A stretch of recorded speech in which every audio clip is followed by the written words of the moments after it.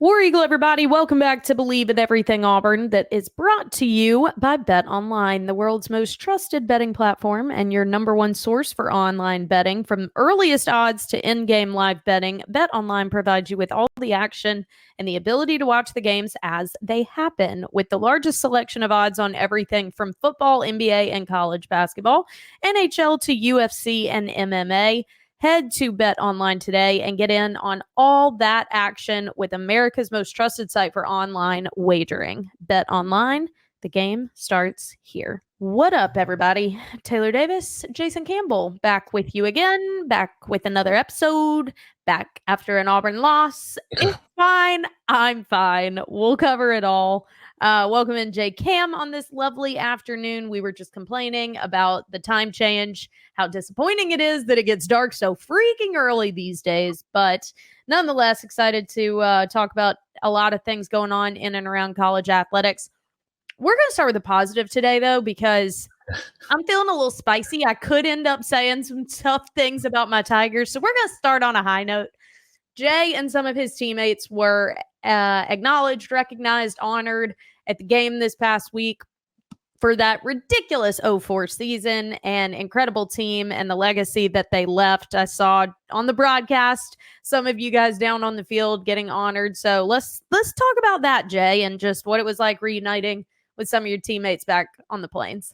Oh man, it was awesome. Shout out to McCray. McCray Clay. Yeah, so she did a really good job of putting together a great weekend for us. The Friday night social dinner was nice. Got a chance to see a lot of my teammates and their families. And then Saturday, a lot more of them even showed up because, of course, Friday night there's high school games, right? Yeah.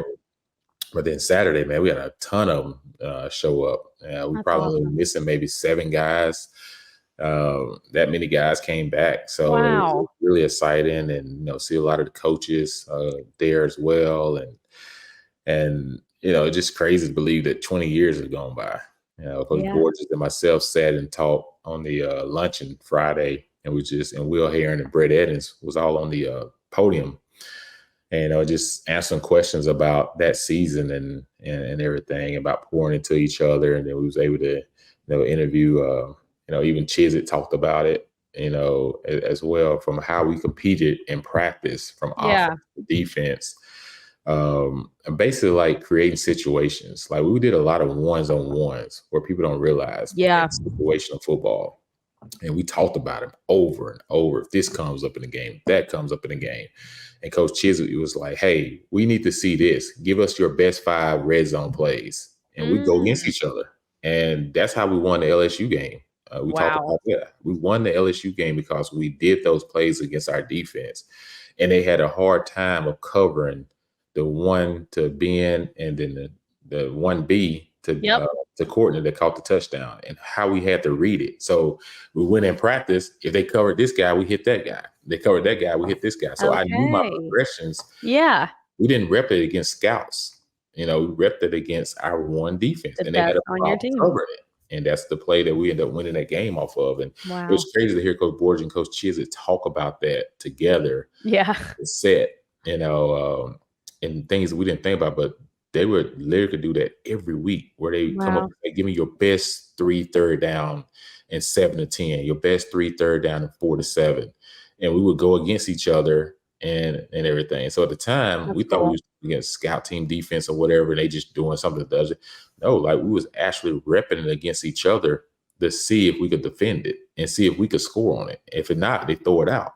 So that's how we got really, really good that year. And, it was good to kind of hear them teach it, go through it for us, because I didn't really know y'all went that far in depth. But you say they really went that deep in depth about it. Yeah. Well, and clearly it worked, but that's the age-old iron sharpens iron kind of thing. When y'all would do that, we talked so much about the offensive side of the ball on that team, and rightfully so. But when you were in practice that season, and a defensive guy, who was a defensive guy on that team that you were like, man, get his ass back on the sideline? Like, I do not want to mess with him. Everybody know that. Carlos Rogers, right? He talks so much trash. Carlos always talks trash. Somebody, throw the ball over here. Don't be scared. Throw it over here. and him and Courtney just be jawing back and forth with each other. And, so it was those type of matchups we enjoyed in Rose Green. I always talk trash. We hit him over top of something. He'd be like, "Oh, you wouldn't have that much time," and all that type of stuff. Can't hit you in practice. So all kind of excuses, But we had a fun group, and y'all did. I just remember like T.J. Jackson and Jay Ratliff. A lot of guys don't get a lot of names. Everybody know Will Heron and Travis Williams, Marcus Gunn. Yeah. Everyone knew about Groves and Stanley. Stanley was there this weekend. He talked a lot about the reunion. So you saw naming all those guys on defense, A.T. Williams. So those guys, they set a lot of precedent of why we went undefeated as well. And you talk about offense, the guys don't get named this much. Troy Reddick, played right guard for us. Troy was an outstanding player. You talk about Ben Grubbs. Ben Grubbs came to Auburn. Ben Grubbs came to Auburn as a tight end. And I said, "There's no way in world you play tight end." I said, "You must have just been bigger than everybody. Because you throw the ball to Ben, it was like throwing that ball to a brick wall. It just bounced right off his chest and everything. But he was so strong and everything. You knew he played something. So then we moved him to defensive end. And then ended up moving to D tackle. And then he ended up working out and being an all SEC player at offensive guard, playing 10 years in the National Football League, a Pro Bowler, won the Super Bowl. It's just stories like that. You're like, wow. And guys be so reluctant to change nowadays. If somebody don't say something to them, or I'm transferring, or I'm, you got to stick through it, man. You never know what's working out for you. But Marcus McNeil, got to get a shout out, goes into Legends this year, SEC Legends. Let's go. He's SEC legend this year for 2024. That's so cool. He goes in at the SEC championship game that weekend. Well, so cool to see so many of you guys back. And I'm sure it's pretty surreal. It all feels like it was yesterday, but also a lot's changed since then, and not all for the good. And we're going to get into that. The Tigers are now 3-6 overall after a 17-7 loss to Vanderbilt. And this is not the Vanderbilt team of old. What Clark Lea brought to Nashville this year through New Mexico State, Jerry Kill, Diego Pavia, and a plethora of others, but those two have really led the charge. Eli Stowers, who had their game-winning touchdown. It's worked, and it's worked very well for what they're built to do. And that's the thing with some of these programs. I've covered some of the service academy schools this year, and a program like Vanderbilt. I remember Wake Forest a couple years ago when Sam Hartman was there. When you are not granted a lot of the luxuries that a lot of these FBS programs are dealt with, and you're getting less recruited kids, you're getting smaller athletes, you are behind on funding, you really have to get creative, and you have to work with the strengths that you do have and not try and match up to the strengths of your opponents, because it's apples and oranges. And I think Clark Lea did a really good job of going to the drawing board this offseason and going, okay, how can we make this actually work to our advantage? And a guy like Diego Pavia is exactly what a program like Vanderbilt needs. And they're going to need to keep finding guys like that, under-recruited. It makes me think of the New Mexico quarterback we played in week 3. You and I talked about how this kid deserves an opportunity. I cover conferences like American and MAC, and there are these guys that don't get the accolades and the hype, but their disadvantages become their strengths when they're in the right system. And so I just want to give credit to Clark Lea and Vanderbilt for what they've been, while in the same breath expressing total disappointment in Auburn and what this season has been and what this game once again showed. And it's really just worrisome that the offense did not take a step forward. Without, what Vanderbilt has improved upon, Auburn didn't do anything to build off what they did in Kentucky last week. For Jarquez Hunter to have a record-setting day, 278 yards on the ground, and the very next game have 12 carries, 2 in the second half. And yes, Vanderbilt plays keep away, but there wasn't a commitment to making that your game plan. Your first play from the line of scrimmage was a 15-yard first down from Jarquez, and then we abandoned it. Like, the lack of rhythm, the lack of consistency, the lack of feeding the hot hand, whoever that may be, once again, Auburn comes up flat, and it's why we're 3-6. That's the kind of team we are this year. Well, yeah, I see Taylor's on the steamer. I warned you. It's hard not to be, Jay. Yeah, I get it. I totally get it. I would say this. That game to me, I think hurt a little bit more because you just had a big win in Kentucky. Yeah. And you feeling like you're turning the corner, and now you're saying, okay, we went from learning how to lose games to we fought in Kentucky after the debacle right before half and came back out and just played physical ball and just took that game over. Yep. And you're thinking you're going to ride the wave, right? Ride the momentum right into the next week. And you think you can put a couple wins together. And then when all of a sudden you come back home and it's like defensively we're getting after it, but then offensively it's like there's no sense of urgency. It's like, and that's my point about these guys is, dude, why isn't there a sense of urgency on offense? Right. Like you just come from winning a game and you're at home and you get a chance to play against a good Vanderbilt team. We know this is not the Vanderbilt team of old. Like this is a really good Vanderbilt team and they're well coached and they have a quarterback that's gritty. Mm-hmm. You know, he's not going to light your hair on fire with his numbers all the time, but he's a gritty quarterback. Mm-hmm. And I'm just like, there's opportunities in that game for us to just kind of take it over. Yeah, I think they had one completion, I think, after the first quarter, and it took them like 2 full quarters, but they had another completion or something like that. They had like 26 yards of total offense, I think, in the third quarter. Jeez. So it's just like we have these opportunities, and I get it. You know, we're not making field goals either. Like we get in scoring position, and all of a sudden your offense drive the ball down the field, and then you miss a field goal. That feels like a turnover. Yep. You go to the sideline deflated because you feel like you got nothing out of it. And now they go down the field and they kick a field goal. It's like, oh, it's 10-7. Could have been 10-10. And so it's those type of things that as a collective right now, offensively and special teams wise, we have got to get better. Like we missed a couple of communication things and just missing field goals. I think right now, it's unfortunate that McPherson is going through what he's going through. And our prayers are with him as he continues to try to fight and get stronger. And I think Towns is right now, it's just kind of like his confidence is shaking. It is. And how do you get your confidence back in the middle of the season? Like you would think like extra points may help because he makes those, but I think you just get in your own head when those field goals are out there, and maybe he'll be better in the future from it. But it's probably because of what you just said. He knows if I don't make this field goal, our team feels like we have nothing to show for this entire drive. Like it's on me because our offense keeps showing they can't get in the end zone. Mm-hmm. That's a lot of pressure. It puts a little pressure. And, like late in the game, I think we tried that 52-yarder. I know what we was trying to do. You're down 10, right? So you're trying to hurry up and get a quick 3 and then kick the ball off, and you got your timeouts, and hopefully you can stop and get the ball back, and okay, we got to go score a touchdown. Mm-hmm. So now you got to go for it on every 4th down.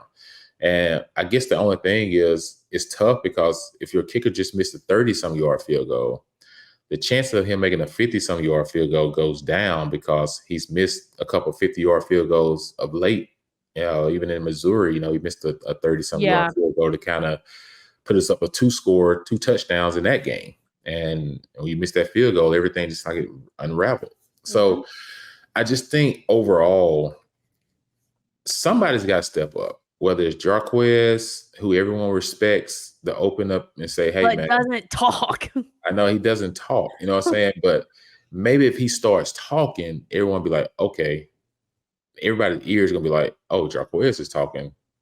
We got to do something. Yeah. You will want your quarterback to do that, but I'm not so sure right now how much confidence the guys have with Peyton. You know what I'm saying? That's just being honest. I'm not sure if Peyton feels comfortable enough saying something to him if he feels like, man, I'm leaving plays out there on the field as well. Mm-hmm. So there's no leadership right now on the offensive side of the ball. And I think it's hurting because there's no sense of urgency.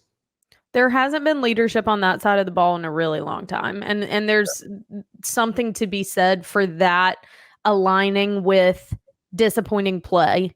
This is the fourth consecutive year that Auburn has lost at least 5 SEC games, and a stretch that long has not happened since the 1920s.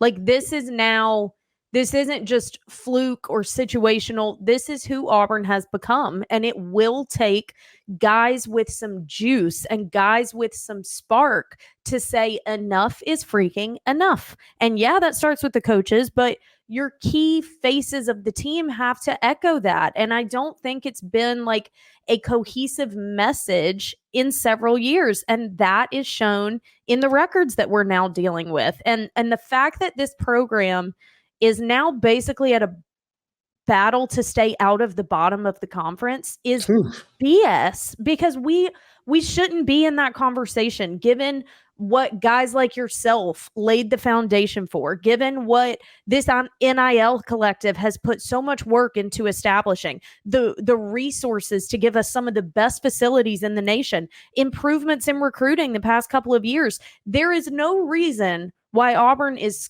scratching and clawing just to not be the bottom team in the SEC. That to me doesn't make any sense. And I think a big part of this problem, no one likes losing. Hello. We don't play the game hoping to lose, you know what I mean? But here's my thing. And we can break this down and talk about positives and negatives out of the Vandy game, whatever. We've been doing this for how many weeks now? 9 weeks. Go back, listen to a prior episode. It's about the dang same. Football is a team sport. Facts. You can't, if football is a team sport, baseball, basketball, gymnastics, all these other, yes, you're on a team, but there's way more individualized elements to that game. The game of football requires team cohesion. It is the sum of all of its parts. The parts I do see getting better. You are seeing individual improvements. You can see specific improvements. We've pointed that out on every episode this season. But why has the sum not gotten any better? Why is the team product not looking any more equipped to win a football game? If your pieces are improving, why is your product still stalled? Yeah, right. Accountability. First, accountability has to be taken up. Like every coach would say, I got to say myself first, right? Yeah. Like, and then to take accountability there, and then your team, your players, then they got to start taking accountability to each other. But then there also has to be consequences to your lack of accountability. Totally. And everything. So I just feel like, especially in the NIL world nowadays, right? So if a kid win or lose, my check's still gonna get cashed. What's driving you outside of money? And that's why I keep telling these guys, you gotta have a purpose. And your purpose amongst the team has to be the same purpose, not how much money I can make, not comparing what I'm getting to what somebody else on the team is getting. If you're doing those things, you worry about those things, and that's why you're not winning. You got to be focused and locked in together from an accountability standpoint. Even coaches saying, hey, I can coach better. I can do things better in this situation. I can call a play better here. I can put my player in a better position to be successful. Yeah. That's what you do as a coach. And you have to take accountability if that does not happen. Right. As a player, you have to look yourself in the mirror. You can't go around saying, oh, we're 3-6, like you're not part of the team. Yeah. You're part of the team as well. So, you can't look at it like you're not part of the team. Like, you're part of the 3-6 record, just like everybody else. So until you start owning things, and that's when you get better.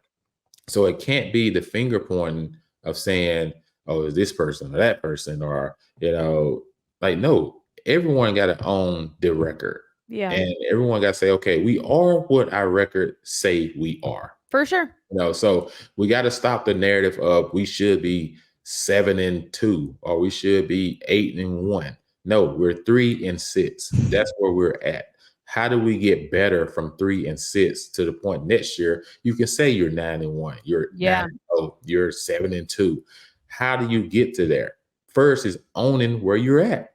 Yeah. You got to own and say, hey, guys, we don't know how to win close games. That's on us. For sure. Right, we don't know how to win close games. Okay. Number two, we got to have the same purpose together and accountability. And if you're not going to do what you're supposed to do, then we can't be afraid to say, hey, you got to sit down.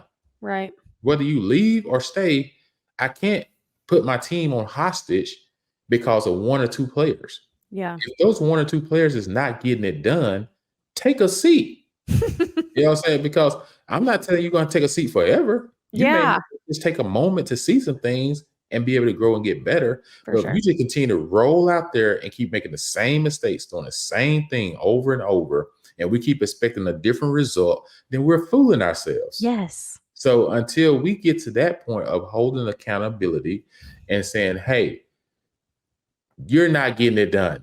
Mm-hmm. We're going to have to go in another direction right now. And that could be at any position. Right. And that way, that's how guys start looking around like, oh man, like we gotta tighten up.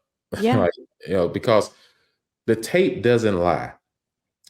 I'm not so afraid of you leaving and going to another school because if another school watches the same tape that I'm watching, you're gonna be fooling yourself to think they're going to invest that much money. For sure. You know what I'm saying? So you have to get to a point where you say, okay, guys, we're taking care of you really, really good. Like more than what most schools do. Yeah. Even in a losing record, you're still getting taken care of. Mm-hmm. So that should stand for something. Even in the losing record, our fans are still selling out the stands. Yeah. Even in a losing record, people are still trying to put their arms around you and saying, let's go, keep fighting.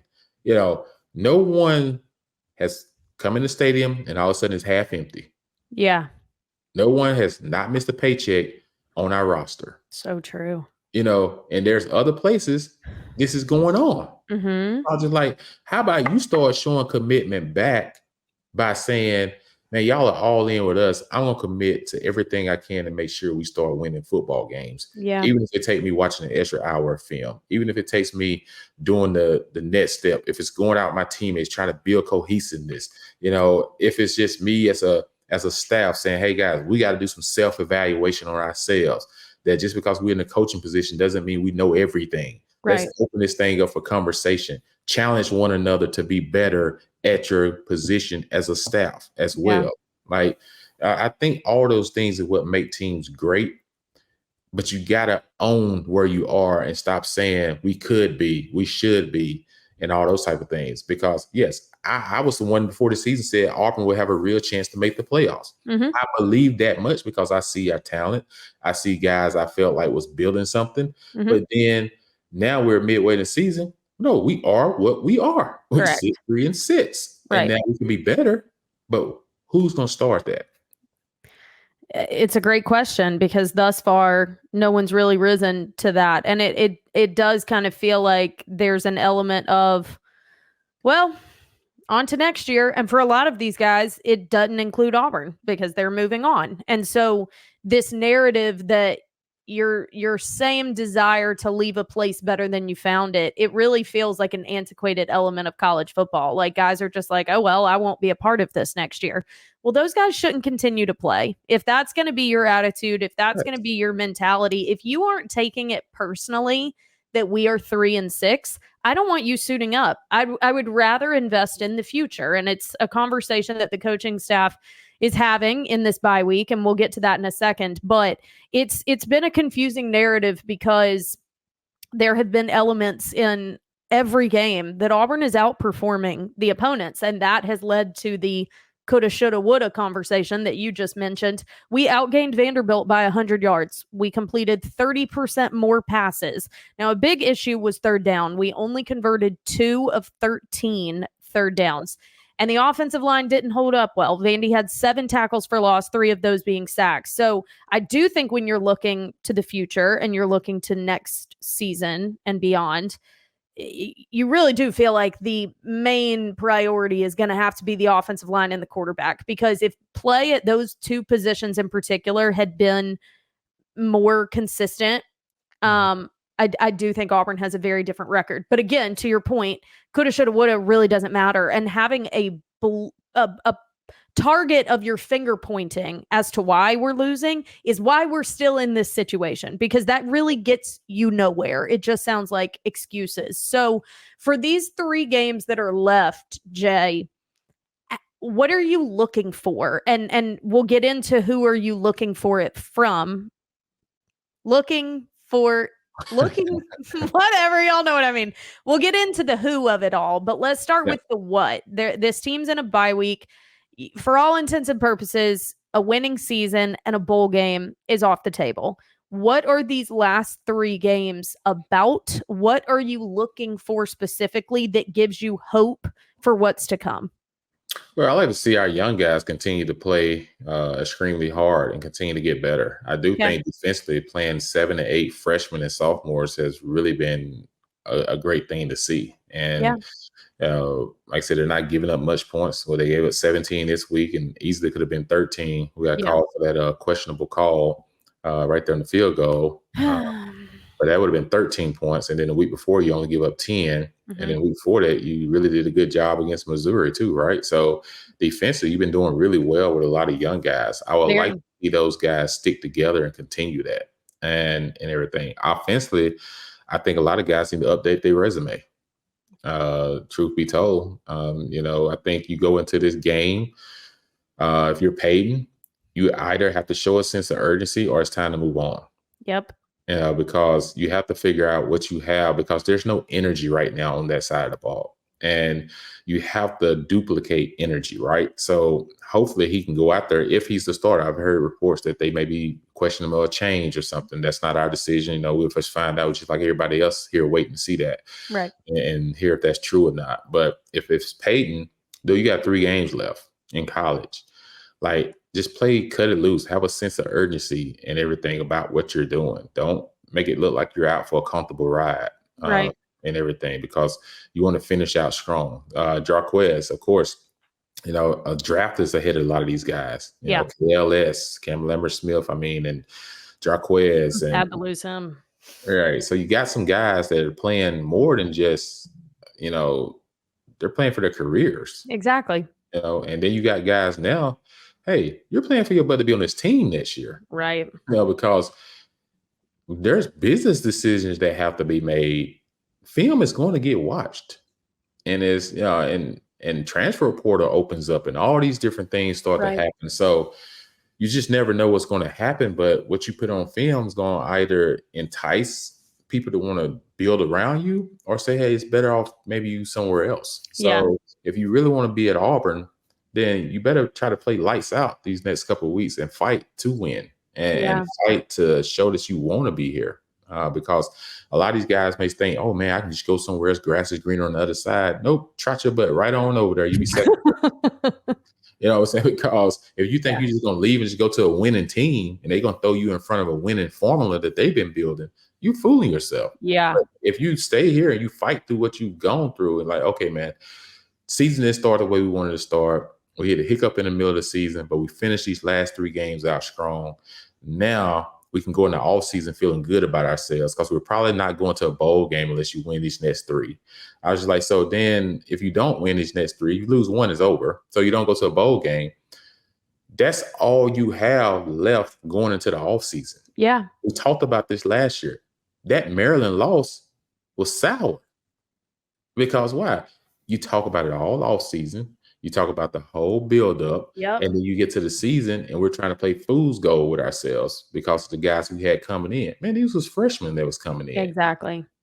So I just feel like, these next couple of weeks, I think as a whole, there needs to be some character checks. I think guys need to make sure that they're either locked in, and I think it needs to be a roll call where, hey, if you're thinking about leaving or checking out, just let us know now. Yeah. So we can start playing other guys to see what you have. But I don't know. I think you probably see the coaching staff be a little tougher the next couple of weeks. I think they're probably going to push these guys extremely hard to see who wants to be here and not be here. Yeah. I think they're going to stop, kind of cradling these guys a little bit and start pushing the envelope of, okay, this is not getting us anywhere. So you're going to be coached hard. If you like it, I'm going to make you a great player. If you don't, it's not the place for you. Yep. I think that there are a couple guys that, to your point, probably have some intrigue. But honestly, not many of them have shown enough. So that's not really of concern to me right now. If I'm this coaching staff, I'm more so evaluating, do I see you as a difference maker for this program? Because that's what I'm looking to have next year. Because clearly we can't just rest on anything that happened this year. There were a lot of positives on the defensive side of the ball. I think that Simmons needs to continue to be built around and developed. I would prioritize keeping him. But otherwise, I'm still evaluating everybody. And so I'm less concerned about trying to keep you from other programs. I'm making sure that you're the right fit for mine. And everyone needs to approach these next 3 games with that in mind. The guys that do have the opportunity to return next year. Like I said, the who of it is going to be important. You alluded to it. There are reports that the coaching staff is reevaluating what they're going to do with the quarterback position because and even Hugh's comment really summed up the season that like Peyton's been solid, but well, yeah, and solid, quote unquote, has gotten us 3-6. And Peyton's taken a lot of heat, and I try really hard to not pile on to negativity on an individual because at the end of the day, we are all human beings. I mean, like, this country is in absolute disarray right now, and people are so conflict averse. We're very, like, just on edge right now. Sports shouldn't be the place for that. Sports is at the base of it, it's entertainment. Like, there's supposed to be a lot of joy. And yes, it comes with the negative side of competition. And I think Peyton has taken a lot of it during his time here. That's part of the territory when you're a quarterback, especially at this level. But separating person from the situation is a veteran quarterback that unfortunately has not shown enough improvement to continue steering a ship that is sinking. And that's what it feels like right now. Maybe you need to change captains a little bit. And when your destination is the future and he's not a part of that, I do think it becomes a very relevant conversation. And it's a hard one because in a way you're saying, I'm willing to accept another loss, because in the same vein, I'm saying that Peyton gives us the best chance to win. So we think, but he hasn't. And so giving the reins to a Hank Brown or even a Walker White, I have seen reports saying, I mean, this is a guy that has not played a snap, so he could play the next 3 games and still maintain his red shirt. We are in that situation now. And obviously Hank only getting access to those couple of games. Well, he played earlier in the season, but after starting for the New Mexico game and then starting for Arkansas, but getting benched at halftime and not seeing the field since, I am curious to see both of those guys get valuable snaps. And it doesn't feel like there's as much to lose when you're in the situation that you're in as Auburn right now. So if you're this coaching staff, what helps you come to that decision in a couple weeks? A lot of great points, solid points. I would say the 3 guys I would build this offense around right now going into next year would be Simmons, Coleman, Connor Lew, right? Those are your 3 young studs. For sure. Offensively. Of course, we haven't seen a lot of Perry this year, but you know, some guys catch on faster than other guys. He missed the spring where Cam and Connor and those guys were here for the spring, and they was able to catch on a little faster. Yeah. I think when you look at, you know, this whole Peyton situation, it's a tough decision because as a coach, you have to ask yourself, is this guy has an opportunity to be drafted or even participate in the NFL? You know what I'm saying? Because you're basically, if you're going to sit him for the next 3 games, then you impact his future. Right. You don't want to mess his future up. That's fair. So, and then the flip side of it is, okay, he's been solid, but we only have 1 Power 4 win in the last year. So it's not like, okay, and I'm not saying that's all Peyton's fault. There have been some games he's played good in and we still lost. You know, but I'm just saying, like, if the offense goes out and it looks flat, you know, it's just stale, sometimes you may have to just make a move to produce some energy.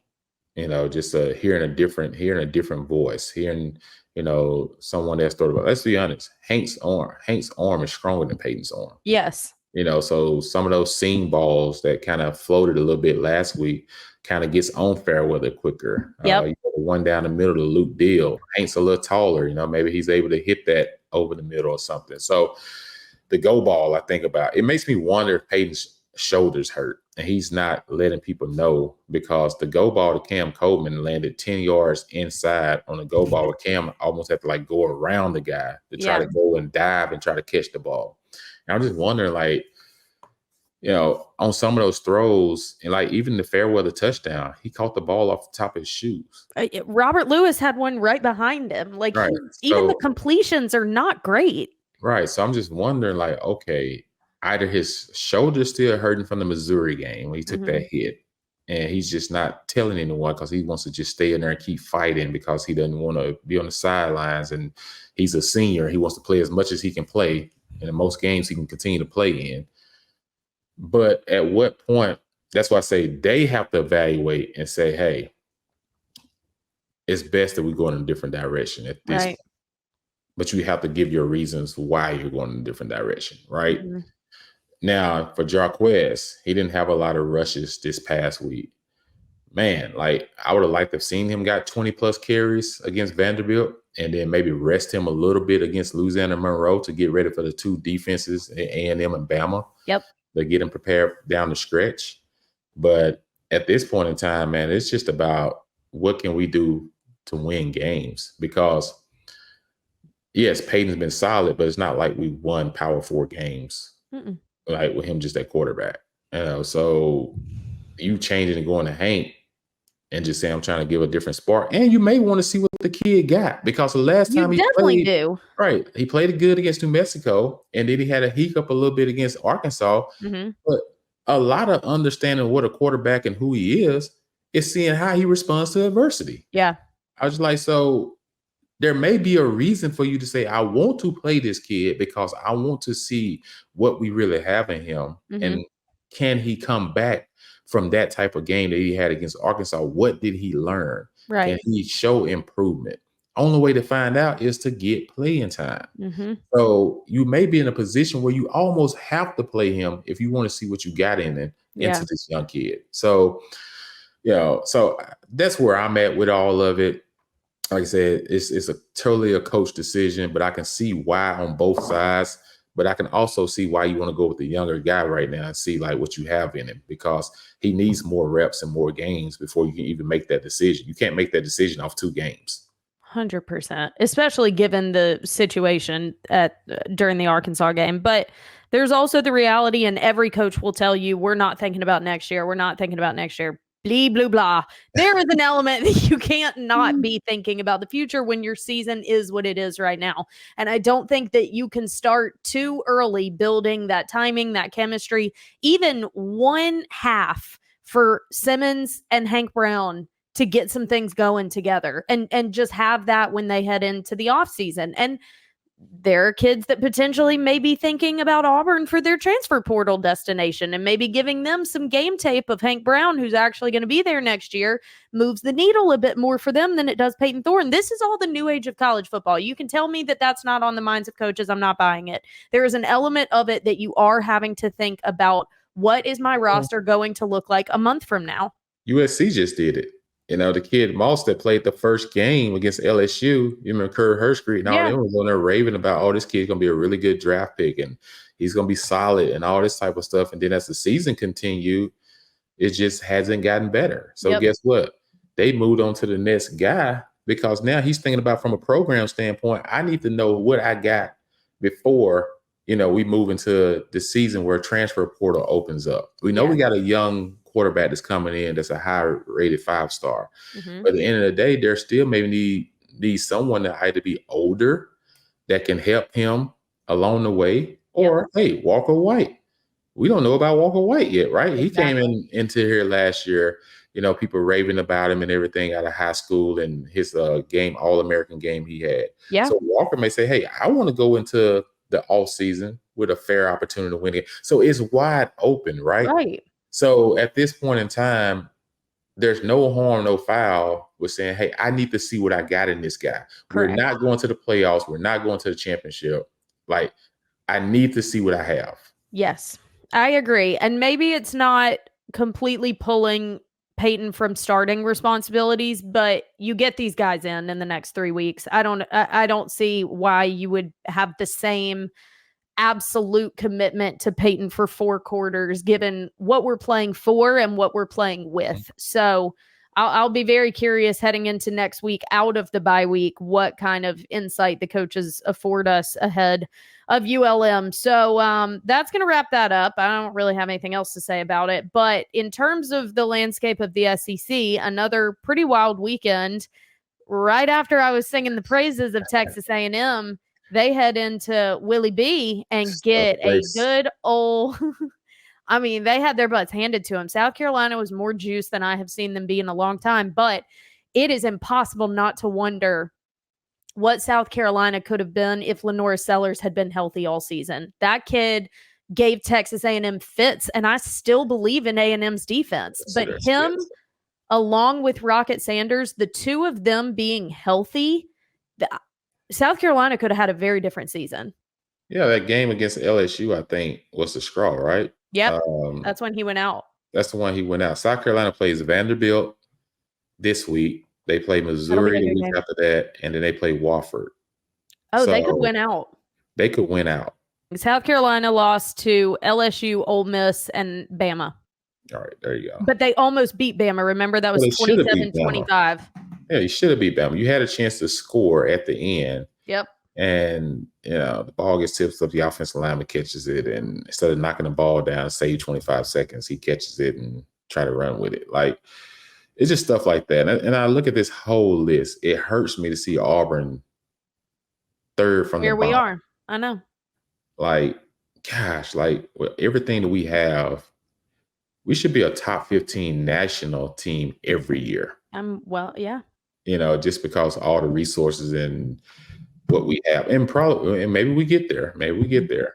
Like I said, we gotta, through every rainstorm, there's a rainbow. Right. So maybe we get there and everything. We look back at this season and say, man, this was the season that propelled us forward because the kids faced so much adversity. Yeah. Games that they should have won. Now they learn how to win. True. But if I had to guess today who's going to the SEC championship, I would put my money on Georgia because Tennessee goes to Georgia, I think. And then I would put my money on a rematch against Texas. Okay. I could see it. I'd be good with it. I mean, I think Alabama LSU is in some ways an elimination game. The loser is out. The loser's out. Yeah. And that's this weekend. That game is always pretty wild. Georgia, Tennessee. I mean, Florida had their quarterback, had DJ Lagway not gotten hurt, they were really testing Georgia. So like the SEC has just been such the situationals have really played such a prominent role. The only ones that haven't really faltered, I mean, yes, they have losses, but like even when Quinn Ewers went out, Archie Manning steered the ship well. And with Georgia, Carson Beck threw 3 interceptions before finally getting it back on track. Like there's just this depth and this background of we have enough that we don't have to rely on 1 or 2 guys. And that's ultimately what winning championship programs develop. And so for programs like South Carolina that you're going, oh, well, if this guy hadn't gotten injured, well, you got to have depth prepared for the reality that that's going to happen. Ole Miss beat the crap out of Arkansas, actually demolished Arkansas, a defense that's been very effective all season. It's just such a weird year. And it really feels like we hype up the SEC every year, and then we get humbled during bowl season when we lose to Big Ten schools. But this year in particular, any freaking team can win on any given Saturday. If you are a betting human being, I feel bad for you this year. Yeah, bowl games don't really matter to the SEC players no more, right? I know, you're not in the playoffs. It's not in the playoffs. They treat it as it's just another game, which I wish they treated like we did back in the day, where bowl games are important because how you finish the season matters going to the off season. If I had to choose 8 teams, 12 teams today, and I'll let you choose your 12, I would say Oregon in the playoffs, Georgia in the playoffs, Ohio State, Miami. If Georgia and Texas plays in the SEC championship. If Texas loses again, they're out. But if Texas wins, then I can see both of those teams still making the playoffs. Mm-hmm. Indiana. Yep. Who would have thought? SMU. Okay. Because if SMU wins the Big 12, they're in, right? SMU is in the ACC. Or the ACC. Well, SMU wins the ACC. Well, that means they would have to beat Miami. Beat Miami. So they're not beat Miami. Well, I don't know. Miami defense is suspect. Their offense is really good on the cam. So I'm so confused by Miami. Like the fact that Duke had them on the ropes and then they ended up beating them by like 20 points. Like I just don't understand Miami. So what do you do with BYU? What do you do with BYU? But if they win the Big 12, they're in. And they would probably face whom? In the Big 12 championship? K-State? K-State or Colorado? Or Colorado, yeah. K-State beat Colorado, though, right? K-State beat Colorado. Mm-hmm. So they got the one up. Yeah, but K-State just lost to Houston, which is conference. Yep. It doesn't make any sense. So there it is. But who's your sleeper team to get in, though? I don't know if it's necessarily a sleeper team, but Boise State's they're the best group of 5 team right now. So they're automatically, I would think, the best group of 5 will automatically go to 12. So that everybody's listening, understanding, if you're the best group of 5, you automatically get in. Yep. Okay. So but if you are not ranked in the top 12, but you are the best group of 5 team, the highest ranked group of 5 is automatically going to the 12th spot. So the 12th ranked team could be out because the group of 5 will bump them. Got you. So if that's Notre Dame, they're out. Well, the ranking as it stands right now, because this week was the first CFP ranking.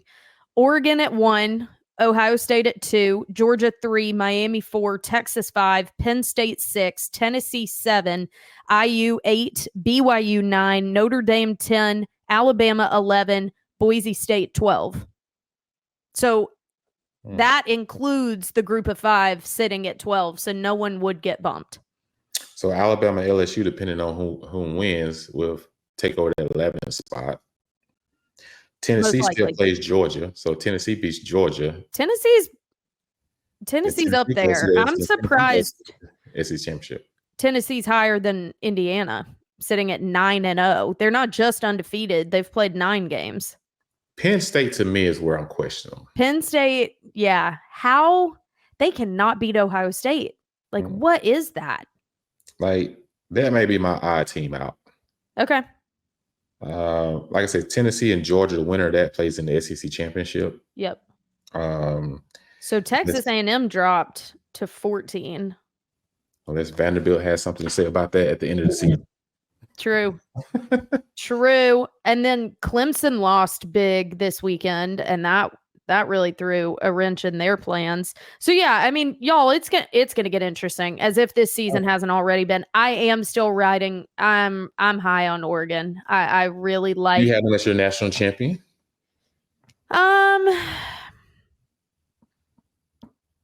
That one's too early to tell, because I don't Oregon think plays Ohio State again. Who wins? I still go Oregon. I don't know how Oregon would fare against a Georgia. Yeah, I take Georgia in that one. Right.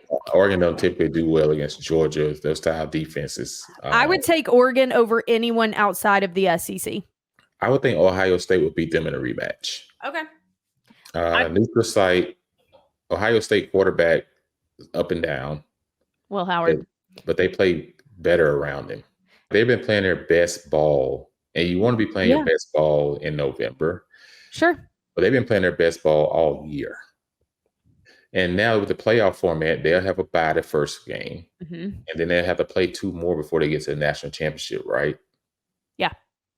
So who has most pressure on them when you have that off week? That's what concerns me with teams like Oregon. You're rolling, and then all of a sudden you got to sit out a week. And the team that barely made it in is hot, and they catch you in that following week when you done sat out and lost your rhythm. And they've There already is had. just something to be said about how long this season is, though. Like, this is the longest season in history. People are not talking about it just because guys have 2 bye weeks. You're still practicing. You're still like going through the routine of football season for 14 regular season weeks. Then a team like Oregon is going to have the championship game. Then I actually think that bye, while a lot of times in season, I see bye weeks kind of being a detriment because it does get you out of your rhythm and out of your like juice that you've got from the week before. I think at that point of season and at that point of the season that's the longest we've ever had, a bye week is actually going to be insanely beneficial. Now, Chris Fowler and Kirk Herbstreit actually pointed out a really good point that I hadn't thought about on the broadcast this week. As much as being in the top 4 and getting a bye is ideal, the 5 spot is kind of a sweet spot because, as we know, the 5 through 8 will be host sites. So they will have the first ever at home on college campus playoff games. Cannot wait for that. Whoever it is, I don't even freaking care. Electric. But the 5, not only do you get to host, you host the 12. So you're hosting the lowest ranked out of the entire field. Then whoever wins that gets the 4 out of the top 4, the way the bracket is set up. So you will play the lowest ranked of the entire field, the 12, in your home stadium. And then your next opponent is the lowest ranked out of the top 4. See what I'm saying? Like, you're not going to have to turn around and play the number 1 seed. So you're telling me it's better off. So you're telling me you're better off not playing in a conference championship game and getting the 5th spot, is what you're saying. Potentially. Or playing in it and losing. Like, I do think that if Georgia and Texas win out, they go to the SEC championship. You have an insanely close SEC championship. The loser of that game will be the 5. Wow. Right? That's a really good 5 team. It's a really good 5 team. And then they're set up really well. Probably the best possible setup without a bye week for a path. And heck, I do wonder if I'm a player, like, yeah, bye week's great, but the opportunity to host a playoff game in my stadium, those are the games that you literally dream of. Well, something we won't get the dream of this year at Auburn. Ain't maybe in the future, though. Year. Maybe in the future. Like, we hope. I can't wait till we get actually in these conversations. Me too. And if we're able to host a playoff game in Jordan-Hare, can you imagine? And it's a night game. Like, yeah, now that the playoff rankings are coming out weekly, that's how you know that we're getting close. So with that, I think we'll wrap it up. We're at an hour, so that'll do it for us here on Bleav in Everything Auburn. As always, Jason and I appreciate you guys listening and following along. Make sure you subscribe if you haven't already so you can get a notification every time we release an episode. If you prefer to watch in video format, you can find us on YouTube every week. We are on Bleav's YouTube channel, so just search us there. Leave a lovely comment, review, thumbs up, whatever you feel. And come on back next week and we will preview ULM. War Eagle. War Eagle.